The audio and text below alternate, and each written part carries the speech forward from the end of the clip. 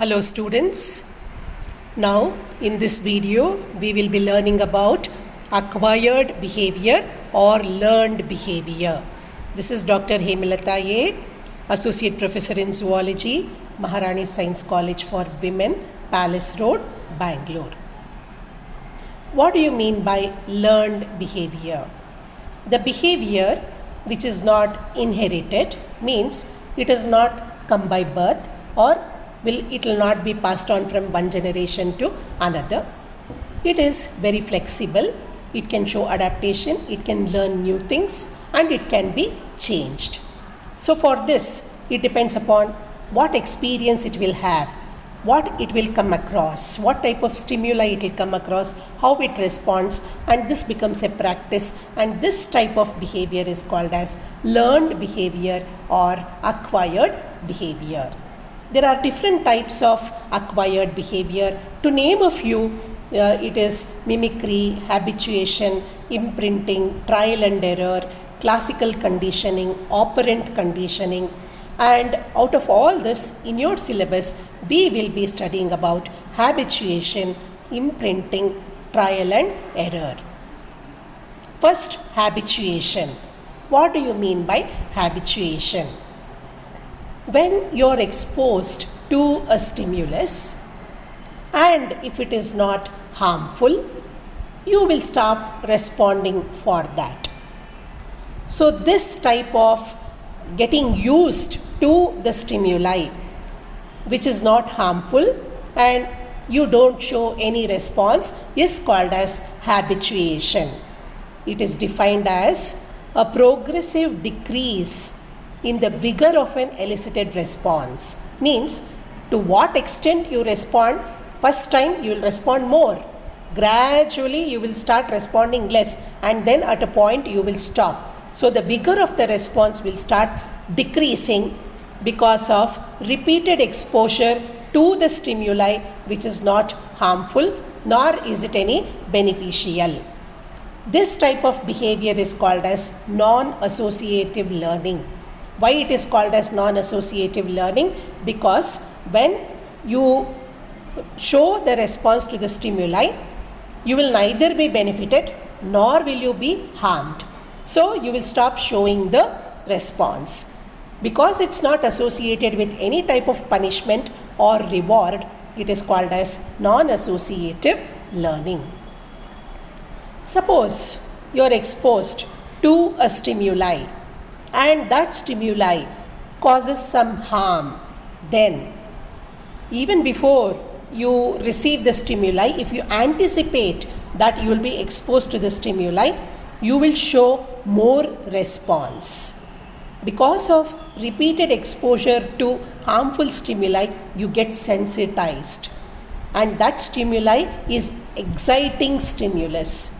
Because it is exciting stimulus, it will elicit response in you quickly, and this overreacting to the stimuli is called as sensitization. So first we will look at habituation, some examples for that. So what do you mean by habituation? When you are exposed to a stimulus which is not important, you will stop responding to that, and it's not associated either with a reward or a punishment. For example, when you walk in the forest, if you go deep into the thick forest, there you will see there is a forest bed with leaves, and if it happens to be summer, if you walk, the first step you keep, it makes sound because you're putting your foot on the dry leaves, it makes sound. And if you're alone, nobody with you, you get scared because of the sound. But gradually, as you start walking, one after the other, you take steps. Then you get used to the sound and you will start ignoring the sound. So they did an experiment to show that the animals will get habituated. Nereis is a tube dweller. It lives in the tube. So this Nereis will put its head out. So in the laboratory, what they did was, when the Nereis sticks its head out, they will probe its head with a needle without causing much harm. Simply they'll touch it, and when they touched the head of the Nereis, it withdrew into the tube. Again, when it sticks out, you just touch it, it goes inside. After some time, it learns that there is no need for the nereis to respond like that, and it doesn't show any response. This is called as habituation. So dishabituation can also happen depending upon how often you are exposed to the stimuli. If you are exposed only once or twice, so at that time you will learn and then you will forget. And again, after few years or months, if you are again exposed, then again fresh you will show the behavior. This is called as dishabituation. So here you can see hydra, which is a coelenterate. So here also they did the experiment. So when they tried to touch the hydra, it jerked. So after repeating the stimuli, it stopped responding. But if you give a stimulus which is a novel stimulus, means which is beneficial, then it shows increased responsiveness. So the stimuli will increase the responsiveness if there is a novel stimuli which is beneficial. On the other hand, if you expose the animal to a stimuli which is harmful, for example, you take the mollusk Aplysia and you give electric shock to the tail region of the Aplysia. After few experiments, they did experiments with Aplysia. So it got so sensitized, then even before they could touch, they take the instrument closer, it shows response. This is the Aplysia has got sensitized for the electric shock, and it is called as sensitization. So that was the first part of acquired behavior, where we learnt about habituation, dishabituation and sensitization. Now the next one what we are learning is imprinting. It was Henroth who first observed this pattern and he explained what imprinting is. Imprinting is called as learning which is exhibited in one particular time. It is called as phase sensitive learning, which occurs at a critical period. So this period at which the learning happens is called as phase sensitive and or critical period, and the learning is called phase sensitive learning. If you look at the development of the birds which lay eggs, the eggs where the amount of yolk is more, after the eggs hatch, the hatchlings when they come out, they have to bond with the mother. Bonding of the young ones with the mother, especially in the nature, is very, very important, because the mother is the one who will feed the young ones and also protect the young ones, and the bonding has to happen between the mother and the young one. This bonding of the young one with the mother is called as imprinting, and it is called as filial imprinting. This is also non-associative learning, because there is no reward or there is no punishment, but it is very, very important, because the young one has to survive, it has to grow, it has to mature, it has to stay near the mother until it becomes independent. Only then it can go out and then it will start reproducing. So they conducted an experiment. In this picture you can see the scientist Konrad Lorenz. He was working in the lab, and here the eggs were incubated in an incubator. There was no adult mother to incubate the eggs. So after incubation in the incubator, the gooselings hatched out. After they hatched out, in the first few hours, they will imprint with the mother. But here in the lab, they could not find the mother. Instead, they found the scientist Konrad Lorenz, and they recognized him as the mother and they imprinted upon him. So wherever he went, these gooselings started following him. So at that critical period, which is called as space sensitive learning, whomever they come across, they will imprint upon that.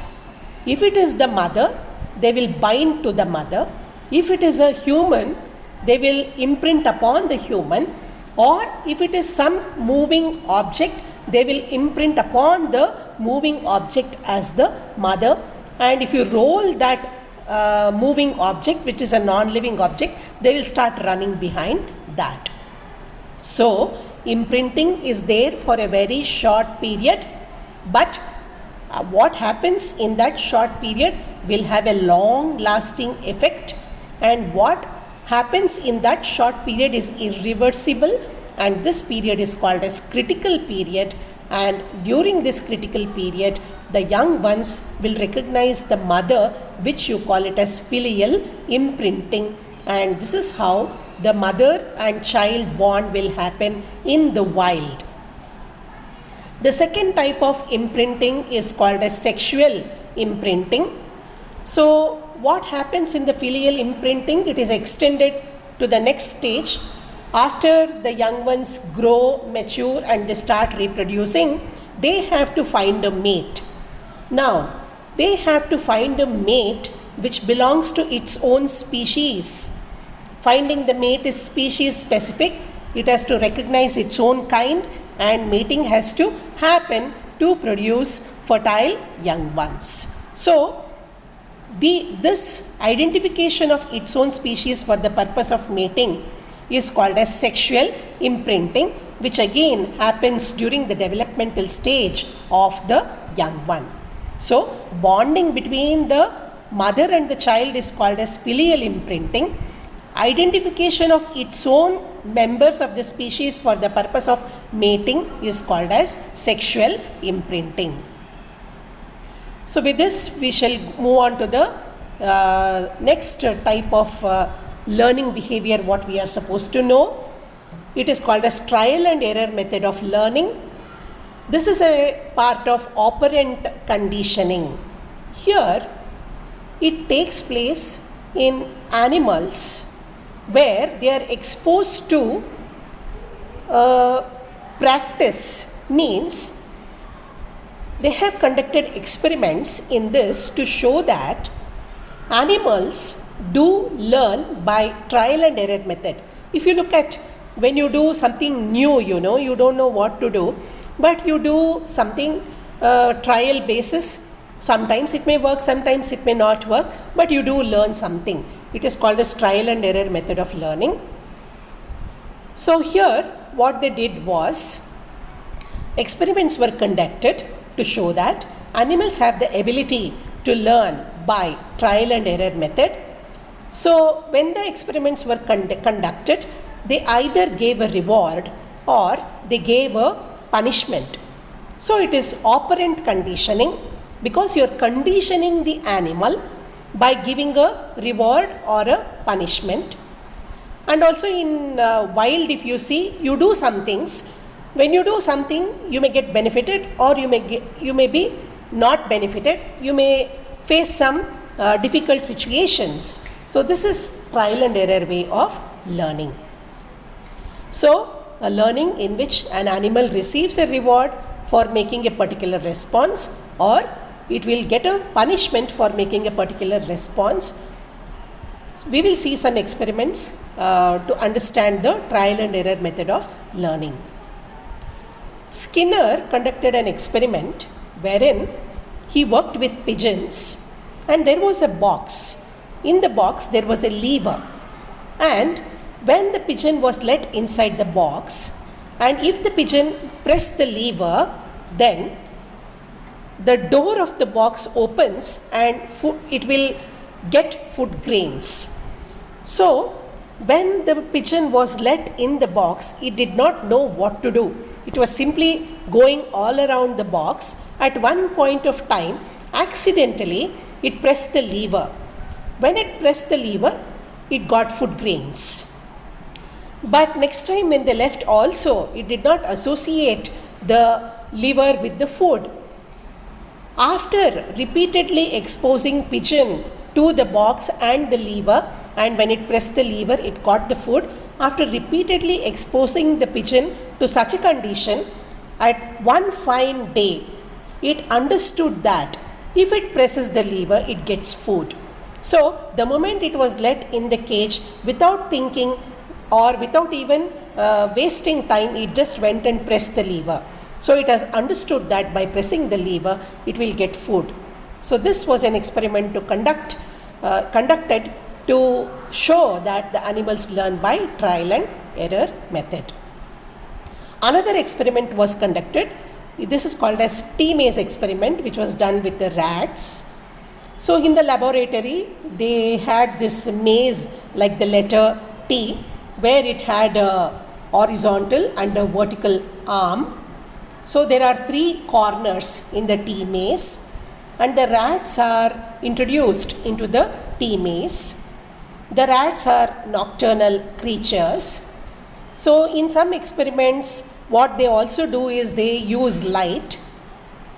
So when the rat was introduced, in the vertical arm of the T, there was a high voltage bulb.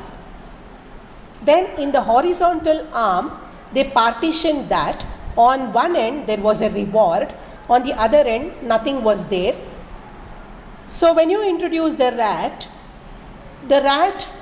initially will not show any movement. It will quietly sit there. It is confused because it's a new environment. Slowly it will start moving, or it will simply sit there. When it sits there, you can switch on the high voltage bulb. So because of the light, it tries to run away from the source of light. When it does so, it can go straight. It can go to the right arm of the T, or it can go to the left arm of the T, or it can come back to the original place because you have switched off the light. So the rat moves from one place to another place, and accidentally it comes to the left arm of the T, where there is a reward in the form of food. So every day you repeat the experiment with the rat. So every day it shows random movements. Either it moves to the right or the left, or it comes back to the same, it goes straight and comes back to the vertical arm of the T-maze. After repeated exposure to this T-maze experiment, one fine day the rat will learn that when it goes straight and takes a left, at the end of the left hand T arm, there is food. So the moment you release the rat into the T-maze, it runs straight and left and it finds the food. So this is how it has learned that there is a reward for it at the left arm of the T-maze, and it simply runs and finds the food. So with this, we have completed the first chapter of ethology, that is stereotype behavior and acquired behavior. So stereotype behavior you have learned in part 1 and part 2 video, and the acquired behavior in part 3 video. So thank you students. Any doubts, you can get it clarified by asking questions on the chat box. Thank you all.